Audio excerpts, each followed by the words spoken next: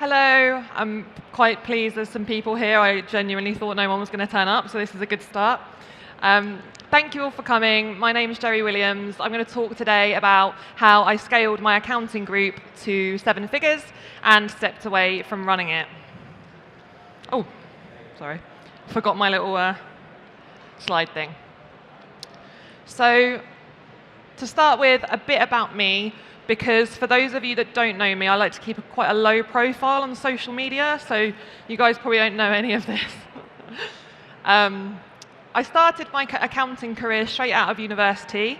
I joined a local practice as a trainee, and I started studying to become an ACA chartered accountant. Just the one C, because it's the best. I'm joking, I'm not. So I qualified in December 2009, and I basically worked my way up from there. Eventually, I became a director at that firm, and then I had my first son. I went back to work after having my first son, and shortly after, I had my second son. Went off on maternity leave again, and at that point decided that actually I think it's a good idea to quit my really secure, well-paid job and start my own business because, I didn't have enough on my plate. So I did that and started what was J. Williams & Co. then, from my garage in April 2016, and risked a lot. It was quite a stressful time. All I wanted to do was just do a few sets of accounts from home, pay my bills. That was the plan. So just to talk a little bit about the early days, my worries back then. So I was worried that I wouldn't get enough customers. I was worried that I wouldn't earn enough money. And I was worried that I wouldn't know what I was doing. It turns out it's been 8 years and I still don't know what I'm doing, so I don't think I really needed to worry about that too much. I hired my first member of staff. That was an admin position, and I hired a lady called Fran. She still works for me now, 8 years later. She is our office manager. Fran's amazing. And I just wanted to touch a little bit about why I think admin support is so important in the early days. Everything that we do is made up of bits of admin. And actually, most of the things that we do, if you break it down into mini steps, I think 90% admin, right? So in my opinion, when you're starting out and you feel that overwhelm and you're headless chicken phase, right? The first thing and most important thing to do when hiring someone is get admin support, whether you hire internally, outsource it, but get rid of that stuff that you absolutely don't need to be doing. That's what I did. That was a good decision back then. Marketing. So I am a little bit obsessed with marketing, and I've really focused on that a lot since day one. Social media, in the early days, it was Facebook for the first few years, and I showed up on Facebook literally the day I started my business. I had 0 followers, but I was there every single day, like, hello, it's me. Anyone need any accounts? Like, literally just every day, talking to no one, pretty much. But I was consistent with it because I just felt like this has to work, right? If I'm here all the time, if I'm posting all the time, someone's going to notice. And they did notice, and it went from there. But I really believe that there is a marketing opportunity in almost every single thing that you do, right? Like Accountex, for example, today. How many of you have posted on LinkedIn that you are coming to Accountex? How many of you have posted a story on your Instagram that you're here? How many of you have taken loads of short video clips since you got here so you can make a YouTube video? Because I've done all 3 of those things. And the reason that I have is because even now, marketing is still the most important thing, in my opinion, when you are trying to grow and scale a firm. And the only reason that I'm even here on this stage, the only reason I was even asked to speak at Accountex is because I have focused on marketing from day one and made it the most important thing. I've been consistent with it, and I think it's so, so, so important. Consistency is more important than even what you're posting. Okay. Growing the team. So, as explained, I made sure I had an influx of clients coming in because I was focusing on marketing. And then I started needing to hire people. And I made some bad decisions and some good decisions. But let's talk about some of the bad ones. So hiring out of desperation. Don't know if anyone here has done that. But when you are literally like, I'm just so busy, I need help. I don't know who, I don't know what, just anyone help me. Like, that's how I hired in the early days. And honestly, it didn't really work out because I didn't hire the right people to do the right things. And yeah, it was just a bit of a nightmare. Good hiring decisions and what we do now in my business is strategic. And I know that's a lot easier to do because I'm further along in my journey, but I think looking back, I absolutely would have made better hiring decisions if I had thought ahead. Who am I going to need? What do I need them to do? Rather than just hiring anyone that I could get, basically. Now we hire strategically at the right level and ahead of time, so we're not panicking, and it generally just works out better. The relationship works out better. I also think a really important thing to note about hiring is if you're in the early stages of your business, I think hiring a senior or qualified client manager is the best decision rather than hiring a junior or apprentice in the early days. Because when you hire a junior or an apprentice, they take your time up, right? Because they need your help. So you almost feel like you're taking a step back.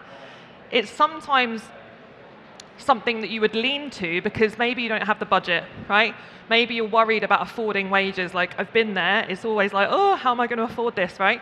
But the minute you hire a qualified person, they take so much work off your plate. It's a dream, honestly. And it's what I did and how I started stepping away from running my practice. Another thing that I think is important to mention here is not to be friends with your staff. That sounds really awful. Let me explain. Be friendly, of course, but friends, I think, is a little bit dangerous. And sorry to Gemma and Naomi who work for me because they're in the audience. But friendly, absolutely, but friends blurs the lines. It makes it very, very difficult to make good business decisions when you're emotionally involved. And I have been there in the past. It also is very, very difficult when you become friends to have difficult conversations, I think, with team members. You almost don't want to do it, but it's actually in their best interest and your best interest that you have those conversations. So I think you just need to keep that distance, and I have learned over the years to try and keep a bit of a distance. So be friendly, not friends.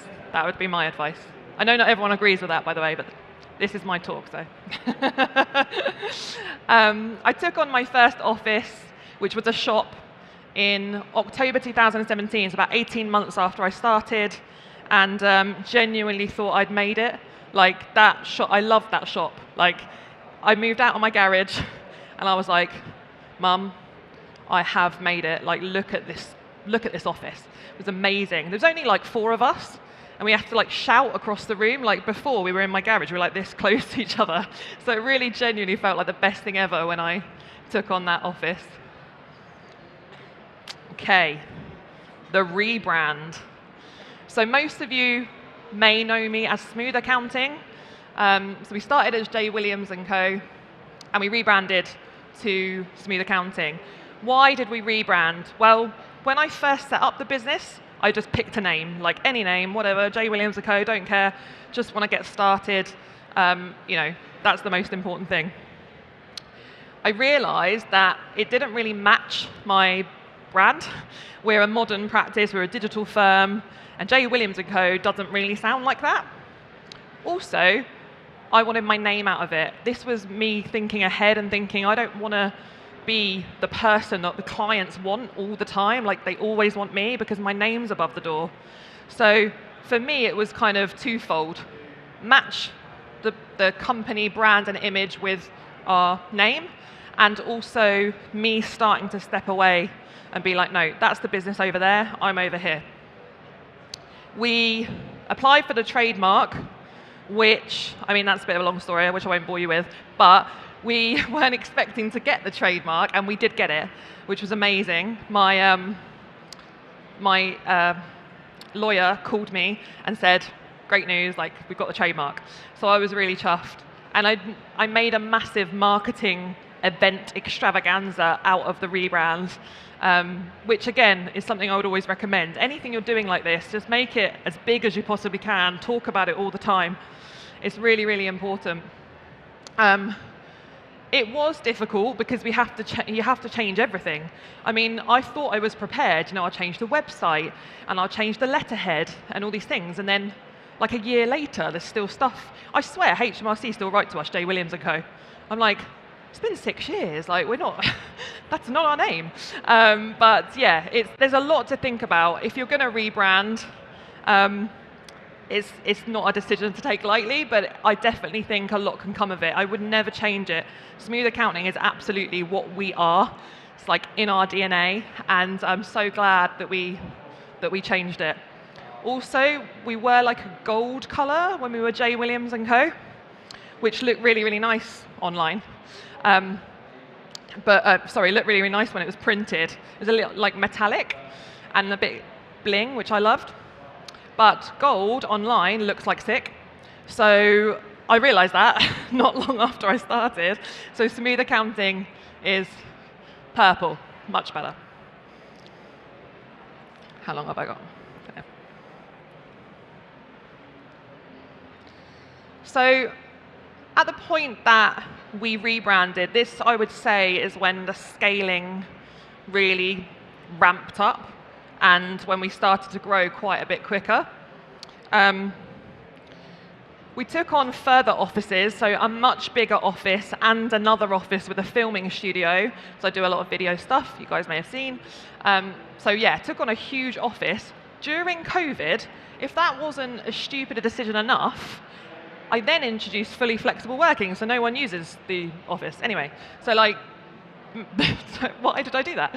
But anyway, it's a lovely office. Sometimes people come in and use it, so it does get used from time to time.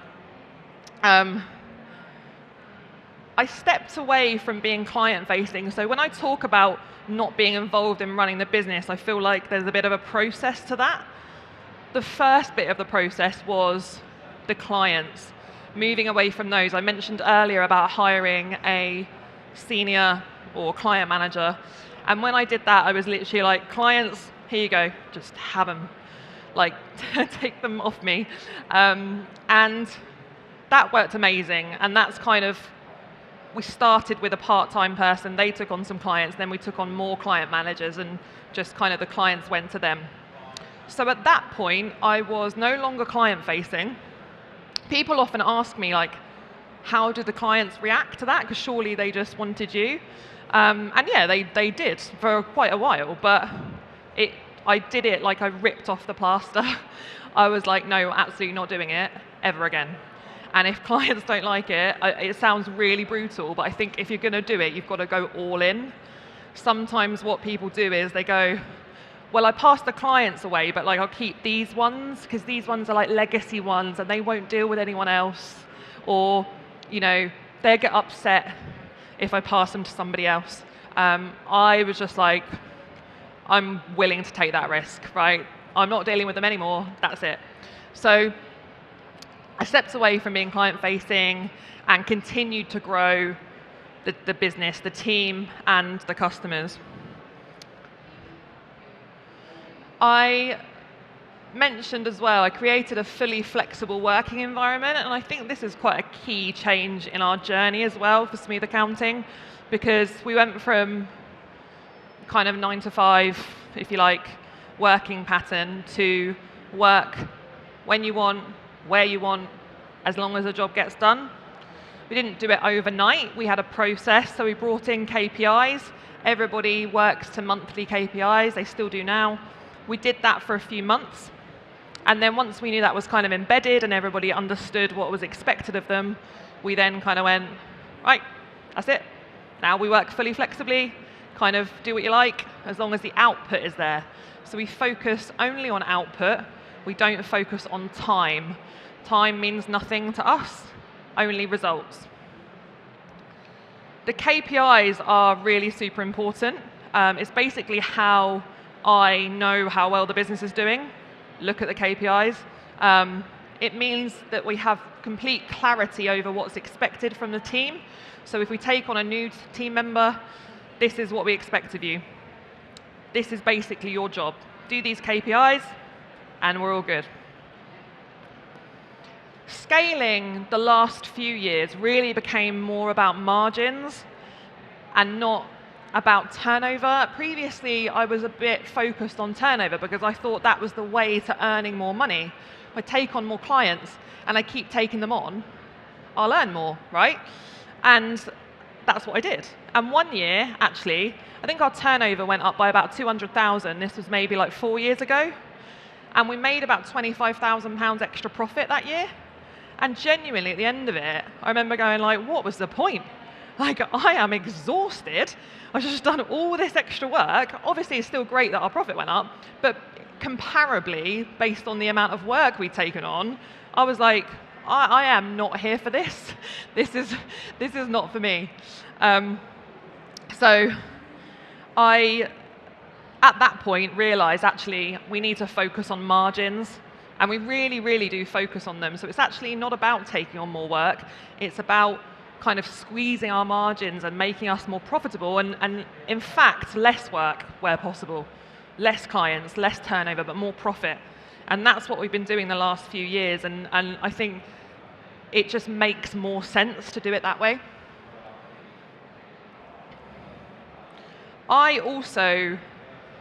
Everyone's different, right? For me, I don't want to be involved in anything. There are lots of accountants, I'm sure some of you guys that want to be involved. You like looking after clients, doing client work, running the business, having that control over the business and the decisions. I'm not that person, right? I don't want to do anything. Like literally, I just want my time to be entirely my own. And if I want to get involved, great, I can. Well, I say that, they'd rather I don't meddle, but like, I can get involved, but my time is my own, and I think that's, for me, was the most important thing. Pricing was also key. We used Go Proposal, we went on to monthly billing, moved away from hourly billing, which is what we were doing originally, and really focused on pricing. And not just new clients, not just what are you going to charge a new customer, but making sure that existing clients are being repriced regularly, and everything being reviewed, and also making sure that you charge for everything. That for us was a big one. I knew at one point we were doing so much for free. Someone wants an SA 302, yeah, just send it. Someone wants an accountant's reference, send it. And the team didn't, just looking after customers, kind of knew no different.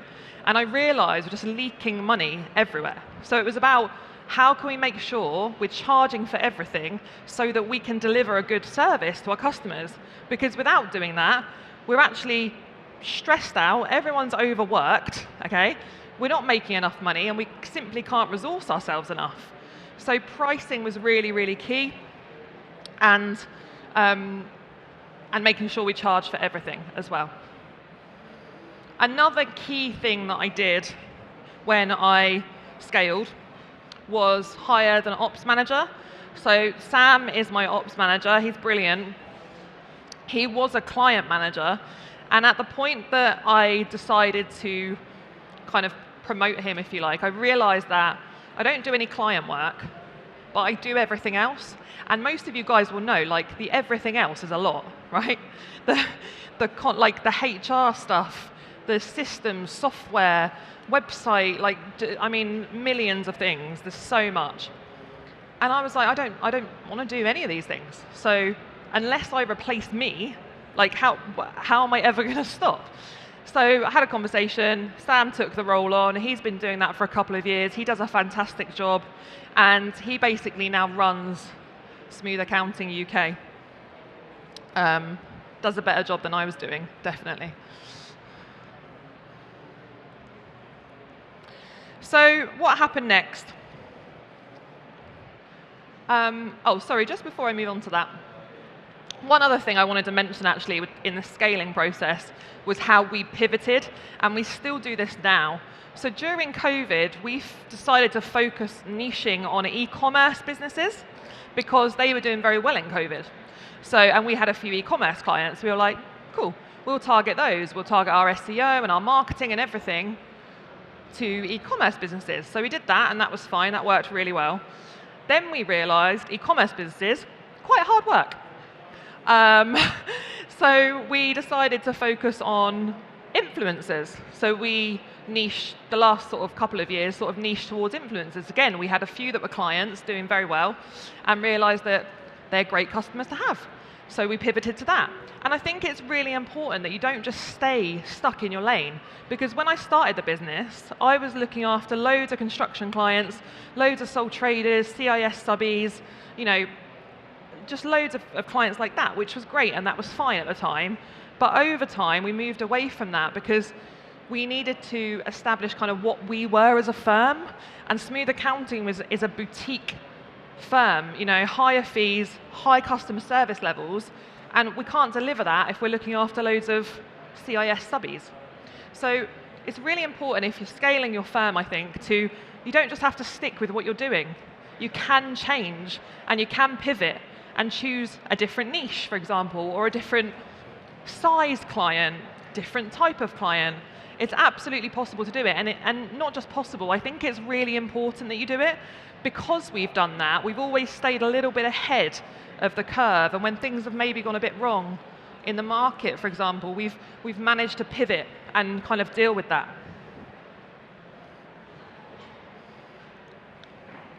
Okay, what happened next?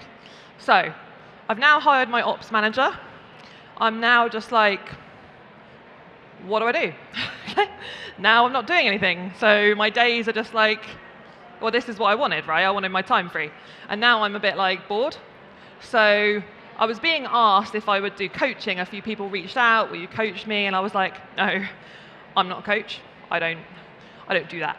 I had a coach, Simon Chaplin. Some of you will know him. Amazing coach. I worked with Simon for about a year, about 4 years ago. So I had a coach. But at this point in my journey, people were asking me. So in the end, I was like, okay, fine. I'll just coach a couple of people. So I started one-to-one coaching a couple of practice owners. 2 turned into 4, turned into 6, 8, 10, 15. I had 15 one-to-one coaching clients. And I realized I'm now back in a situation where I'm selling my time for money, which is the thing that I tell everyone not to do. So I also moved to Dubai in the summer of 2022. I had my ops manager looking after Smooth UK, so all was good. Moved to Dubai and I started what is the Accountants Wealth Academy. So the reason I started the Accountants Wealth Academy is because I wanted to help more accountants and more practice owners with how to scale and grow their firms. And at 15 one-to-one clients, I already had too many. Couldn't help enough people. So I started a monthly membership group for accountants where I can coach them on a monthly basis, but also deliver loads of other value. I also started Smooth Accounting in Dubai. Not again, but that was a little bit of an accident. So I moved to Dubai with my husband and my children, and a few people asked me if I would do their accounts. And again, in the end, I was like, okay, fine, I'll do a few accounts, right? That then snowballed. Now I have Smooth Accounting in Dubai, which is actually doing really, really well. And I now have staff and lots of clients, and that's growing. And basically now, I'm just going to repeat the process that I followed with Smooth UK for Smooth Dubai. So I've already hired a client manager. I don't want to look after clients, right? I don't want to be back having like nightmares of being back in my garage, doing everything, looking after clients again. I'm like, no. I'm happy to do Smooth Dubai, but like I'm I'm not helping the clients myself, right? I mean, I am at the moment, but I have a plan, so it's fine. Yeah, I just repeated the process, or I am repeating the process that I follow with Smooth UK, which is as soon as possible, delegate, pass that work over to people that are better than me, much better than me, at delivering work to clients, helping clients, because I can sell and I can do marketing, but like the account side, I'm like not the best. So I used to be when I was doing it all the time, but you're only as good as the things that you do, and I don't do it anymore.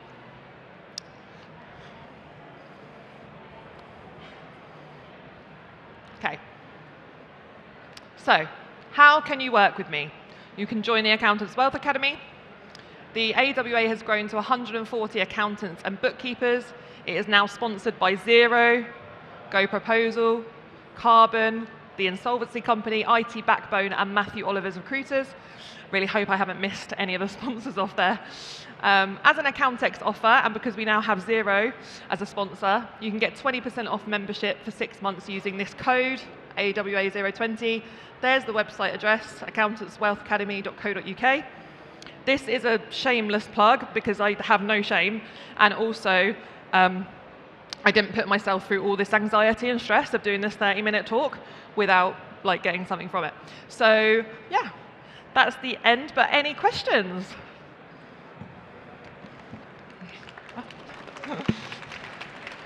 Do we have any questions? Some over here? Hello, Jeri. Hi. Thanks for spending the time with us and sharing your story. So I had a question which revolves around posting content. And you said you've been focused on content from the very beginning. Yeah. And I think and this is probably the best question that I can ask for you. So I follow your content on social media and I follow other accountants as well. And I notice a few different types of content that people in this industry are posting. Some of the videos are accounting related, but also entertaining to make them more interesting for people, which proves very difficult if you're talking about accounting. Yeah. But I also noticed that a lot of you guys are posting very personal content, like sharing your story and sharing your struggles. And I was hoping you can kind of elaborate on the reasoning behind posting this type of content. I imagine it's to put a face behind the digital profile and just to make yourself more vulnerable to your clients, to get to know you better. So I was hoping you can elaborate on what content works best on a platform like LinkedIn, for example, because I know you're very active there and you have tremendous engagement. So if you can... Yeah, sure. Yes. Great question. So people sometimes ask me about my content strategy, and I don't really have one. I shouldn't say that, but my strategy is just to show up. Show up every single day, and it doesn't really matter too much how you show up. You don't have to share personal stories or anything personal about your life. You could take a picture of a cup of tea and just ask people how their day is going. It's consistency is the most important thing. I have been consistent. I very rarely talk about accountancy. I don't think you need to. You need to build your personal brand. By building your personal brand, you will naturally build your business. And the only reason I'm here today is because I built a personal brand. That wasn't my intention. I wasn't trying to promote myself. I was trying to get eyeballs on me so that customers would want to use our accountancy firm. That was the only reason I did it. And again, I've pivoted myself personally to now do coaching, the Accountants Wealth Academy and things like that. But that's all through just consistent posting. So my one piece of advice would be just show up. Show up every day and post. That's the most important thing. Hi, thank you for sharing your journey. It was remarkable. I have a question. I would like to know, let's suppose if you want to start your business today, which platform would you choose for the marketing? I mean, this is a serious question for me. I'm looking for answers for this. Let's suppose, I believe many accountants, they are trying to post on LinkedIn, they're using Google. So which platform would be the best for the marketing? If I was starting again now, I absolutely would use LinkedIn. But I would probably focus on Facebook as well. It depends what kind of clients you're targeting. In my opinion, wherever your customers are, go there. If you want corporates, they're on LinkedIn. If you want sole traders, individuals, landlords, whatever, they're probably on Facebook. They're on LinkedIn as well, but I think it just depends where your customers are. And if you pick one platform, do it well. I have recently worked with a guy, I did a bit of coaching work with a guy who's doing incredibly well with his accountancy practice, and he's just doing Instagram. Nothing else. He's just gone tunnel vision, Instagram every single day. He's got 70,000 followers or something on Instagram. He's got more inquiries coming at him than he can deal with. So I would say find out where your customers are, put yourself there, and focus on one platform and do it well.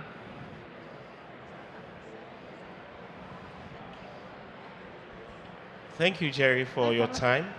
And what I want to say is this. It's quite easy to say it when you've done it, but I don't think it's as easy when you're trying to do it.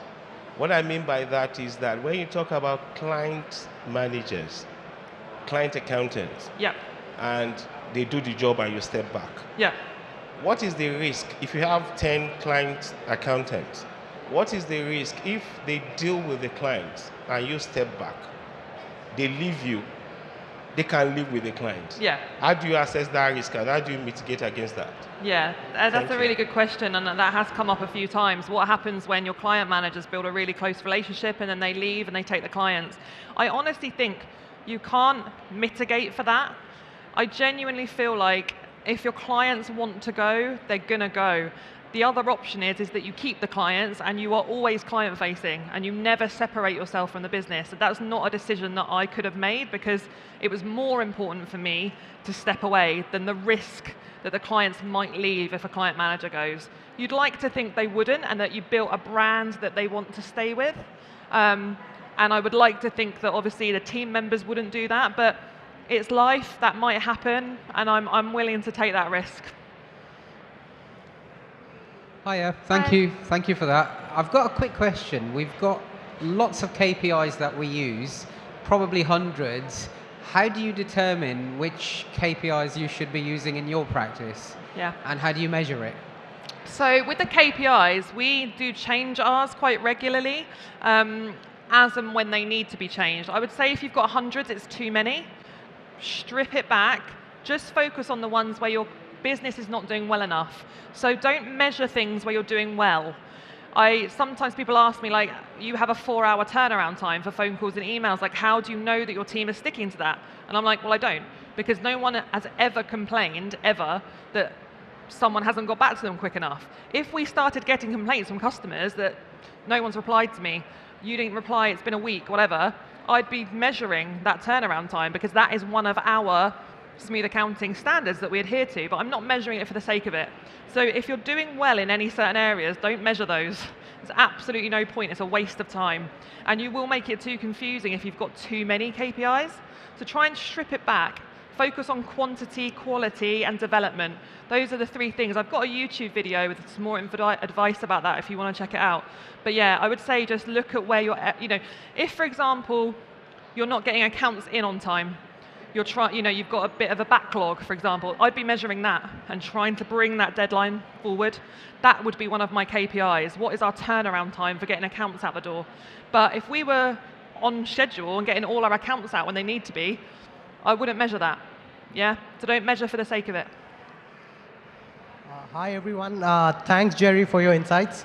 The problem that I'm facing at the moment is how to get your people working on basis of the output rather than time. So please elaborate on that if possible. Sorry, you're having difficulty. Guys, Oh, having my guys working on basis of the output rather than time. yeah, you're having problems with that. Yeah. How do you do that? Yeah. You have to have KPIs, and your team members have to know what is expected of them. So you have an accountant that works for you, right? Their job is to do accounts all day, every day. That's their job. So how many sets of accounts? What value of work do you want that person to do? What's a good return on that person that you would expect? Set your KPIs, quality, quantity, development for that person. And as long as they meet those KPIs, you don't need to measure time. Time is irrelevant. As long as you're getting enough out of that person, then that's the most important thing. Hello. So my question is, a bit closer, okay. So my question is, I've opened up an accountancy firm, but I'm specializing in valuations, so to do with interest rate swaps and share-based payment valuations, growth share schemes, EMIs. Now, the main question is, it's quite niche. It is. So how do I get into approaching those other accountancy clients that don't offer those services? And same with, obviously, those clients who offer EMI schemes to their employees or consultants. So if I were you and I was niching in that kind of valuation, share stuff, that real niche stuff, I would contact every other accountant I could find and say, I do this, I'll pay you commission if you send your clients to me. I'd be on LinkedIn every single day posting about what I do. I would go to networking events where there's going to be lawyers, people that are coming up against these things. I would contact every lawyer I could find. Is this something you offer? I specialize in it. You need to find the people that are going to give you the clients and build relationships with those people. I would just be, no shame, reaching out to all of them, build those relationships with those people. For you and what you're doing, you're going to be better off having those relationships than trying to maybe target customers directly. Where's all the ladies asking questions? Come on, ladies. Hello. Hi. As Smooth Accounting is running very independently, do you have any reporting structure or metrics is what you actually look at to evaluate the performance of Smooth Accounting on a regular basis? In that case, what are those metrics or dashboards or the reporting structure? What do you follow? So just normal, we just produce normal management accounts, forecast, budgets, we look at KPIs, just all of the normal things really. There's nothing niche or specific that we look at, but having the KPIs gives me the confidence that everything's going okay. So I don't have to worry if the KPIs are not being met. That's when we start to panic a little bit because we know that there's fundamentally a bit of an issue. But as long as the KPIs are being hit, it's just normal management accounts that we look at. Sorry, I haven't got the mic. Sorry. Good afternoon. Sorry, I'll answer you afterwards. Oh, sorry. No, go ahead. Good afternoon, everyone. My name is Corinne Kobe-Jackson, and my practice is called Accounted Ltd. So my question today is around your ideal client and finding those clients that you really want. What is your strategy to making sure that the clients that you are getting are the clients that you want to have? Yeah, great. So we pre-qualify leads before we talk to them. So when anyone inquires, they kind of have to answer a few questions, like we're a zero-only practice, the turnover has to be this high, these are our minimum fees. They don't get to have a conversation with anybody in our firm until they've got through the basic kind of minimum requirements, because prior to that, I was having conversations left, right, and center with every single person, and you guys know, right? It's just so time draining. So we pre-qualify them for starters, and targeting them, we use SEO, search engine optimization. We really focus heavily on that. So like the influencer stuff we do, we are #1 on Google nationally for influencer accounting. We've worked on that, we've paid for that, we've dedicated our time. So I do lots on LinkedIn and lots on social media, but Smooth UK really stands on its own 2 feet now from a marketing perspective. It's not reliant on me. We really focus, like our website is our biggest bringer of new clients.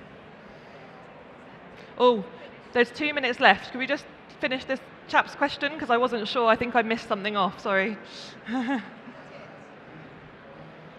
I was just asking how often you monitor those. How often? Yeah, how often? We monitor the KPIs weekly, and everybody has to fill them in weekly, although they are monthly targets.